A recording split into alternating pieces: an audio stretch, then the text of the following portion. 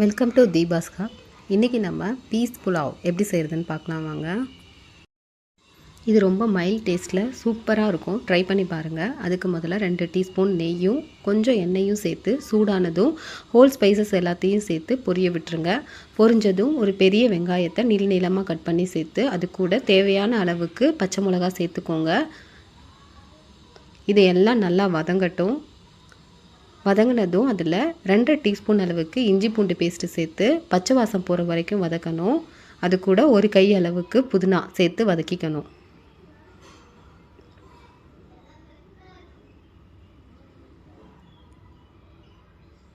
இப்போ இது கூட 1 டீஸ்பூன் அளவுக்கு கரம் மசாலா, கழுவி வச்சுருக்கிற பட்டாணியையும் இதுக்குள்ளே சேர்த்து அந்த மசாலா கூடையே 5 நிமிஷத்துக்கு அதை வதக்கி விட்டுங்க. 5 நிமிஷம் பட்டாணி நல்லா அதிலே வதங்கட்டும். அதுக்கப்புறமா அரை மணி நேரம் ஊற வச்ச பாஸ்மதி ரைஸை தண்ணி இல்லாமல் சேர்த்து இந்த மாதிரி மசாலாவோட லைட்டாக வதக்கி விடுங்க. உடஞ்சிராமல் பார்த்துக்கோங்க அரிசி. இப்படி செய்கிறனால அரிசி நல்லா பொல பொலன்னு வரும். 1 பங்கு அரிசிக்கு 2 பங்கு தேங்காய் பால் சேர்க்கணும். தேங்காய் பால் இங்கே ரொம்ப குளிராக இருக்கிறனால கொஞ்சம் உறைஞ்ச மாதிரி ஆயிடுச்சு.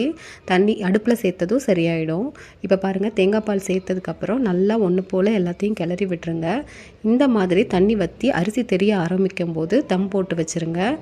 அடுப்பை சிம்மில் வச்சு 15 மினிட்ஸுக்கு அப்படியே விட்டுருங்க. அதுக்கப்புறமா அடுப்பை ஆஃப் பண்ணி டிஸ்டர்ப் பண்ணாதீங்க 10 நிமிஷத்துக்கு.